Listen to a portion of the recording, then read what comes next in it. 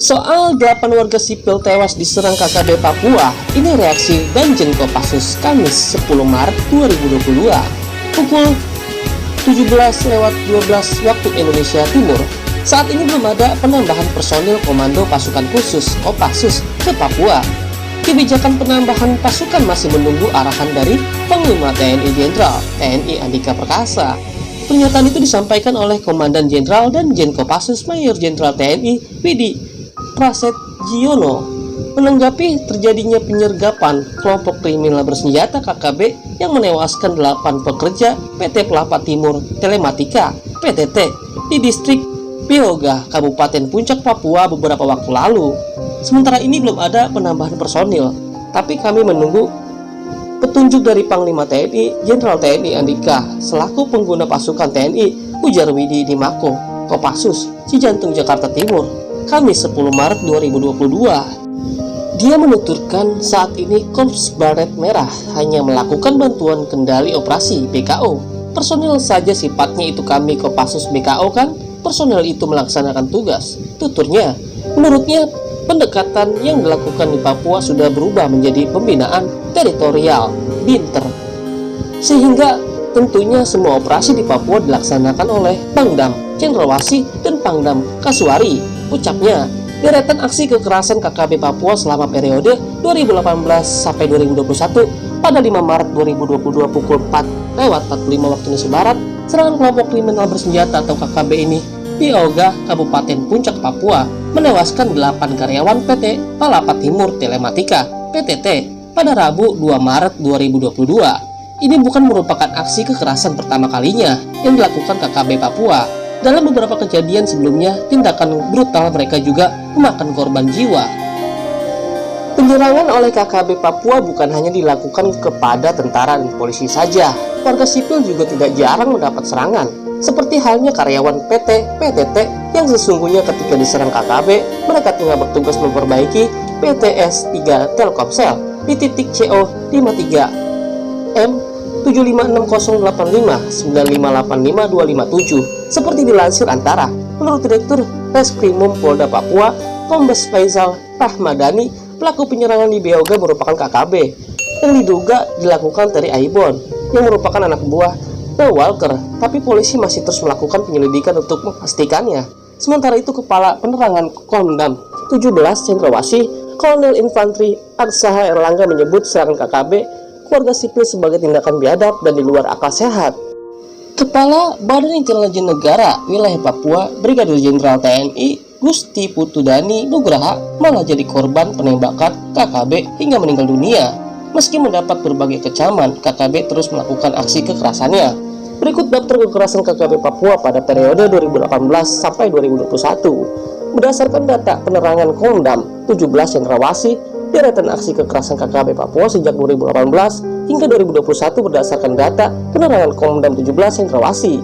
1. 16 Februari 2018, penembakan mobil LWB di Mil 61 Timika mengakibatkan seorang karyawan PT KPI luka-luka. 2. 22 Maret 2018, penembakan pesawat terbang di Monim Air di Bandar Udara Kenyam, Kabupaten Nduga, kopilot luka-luka. 3. 24 Maret 2018, membakar bangunan sekolah SD, SMP, dan rumah sakit di Banti, tidak ada korban jiwa. Nomor 4, pada 13 April 2018, menyandra, merampok, dan memperkosa guru Arwanop Tembagapura. 8 guru menjadi korban penganiayaan. Nomor 5, 25 Juni 2018, penembakan pesawat terbang Trigana Air di Bandara Kenyam, Kabupaten Nduga, pilot luka-luka, 3 orang meninggal dan 1 anak kecil luka-luka bacok. 6. 2 November 2018, menembaki warga di kampung Popome, distrik Mokoni, Kabupaten Lani Jaya, mengakibatkan tukang ojek meninggal dunia.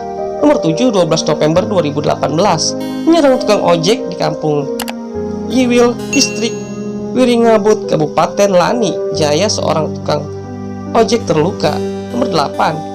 Tanggal 1 sampai 6 Desember 2018, membantai pekerja PT Istika Karya yang mengerjakan pembangunan jembatan kali Yigi Kali Aurak di Jalan Trans Papua di distrik Yigi, Kabupaten Nduga, dan menyerang pos TNI membuat 15 orang sipil meninggal dunia.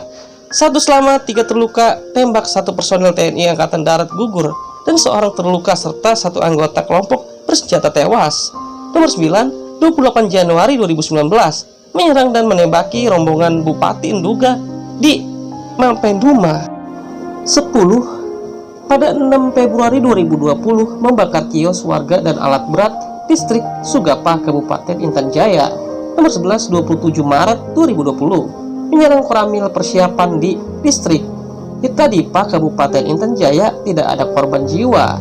Nomor 12, 19 Mei 2020, menyerang prajurit TNI Angkatan Darat di Kampung Mbalmogo, distrik Hameo, Kabupaten Intan Jaya, tidak ada korban jiwa. 13-22 Mei 2020, menembak petugas medis yang akan bertugas mensosialisasikan COVID-19 di distrik Wandai, Kabupaten Intan Jaya. Nomor 14, 29 Mei 2020, menembak masyarakat sipil tidak berdosa di Magataga tanpa sebab. 15, pada 15 Agustus 2020, menembak tukang ojek di Kabupaten Intan Jaya tanpa sebab. Nomor 16, 18 Agustus 2020, membakar alat berat Intan Jaya yang mengakibatkan sejumlah eskavator terbakar. Nomor 17, 14 September 2020, menembak 2 tukang ojek di distrik Sugapa, Kabupaten Intan Jaya tanpa sebab. 18, pada 17 September 2020, menganiaya masyarakat sipil di Kampung Ilogai, distrik Sugapa, Kabupaten Intan Jaya. Nomor 19, 18 September 2020, menembak pesawat terbang sipil di Kabupaten Intan Jaya. Nomor 20, pada 8 April 2021, kelompok bersenjata pimpinan Nawakar membakar 3 sekolah yakni SD, SMP, dan SMA di Kampung Julokoma, distrik Buega, Kabupaten Puncak Jaya, Provinsi Papua. Aksi teror ini dilakukan sore hari setelah pada pagi menembak mati seorang guru SD. Nomor 21, pada 17 April 2021, secara biadab memperkosa belasan gadis di distrik Beoga, Kabupaten Puncak Jaya. Nomor 22, pada 4 Juni 2021, menembak mati 5 warga, ketiga korban tewas yakni Niforolome Patianus Kogoya, kepala kampung, Tetena Morip, perempuan, dan Nelius Kogoya di Kabupaten Puncak Jaya. Nomor 23, pada 2 September 2021, membunuh 2 pekerja yang sedang membangun jembatan di Sungai Braza, Kampung Keribun, distrik Dekai, Kabupaten Yahukimo. Nomor 24, 15 September 2021, menganiaya 6 tenaga kesehatan di Kiwirok, Kabupaten Pegunungan Bintang, mengakibatkan 4 orang diantaranya luka-luka, 1 orang tewas dan 1 dinyatakan hilang. Selain di Papua, kelompok bersenjata juga melancarkan kekerasan, kekejaman, dan kebiadaban mereka di Provinsi Papua Barat. Demikianlah pemirsa Wikipedia Channel, semoga informasi dan pesan berita ini menjadi bermanfaat dan menjadi informasi. Semoga KKB dan OPM di sana bisa berdamai dan berdaulat bersama Indonesia dan bersatu membangun ekonomi di Papua bersama-sama. Sampai berjumpa kembali di Wikipedia Channel selanjutnya. Sampai jumpa.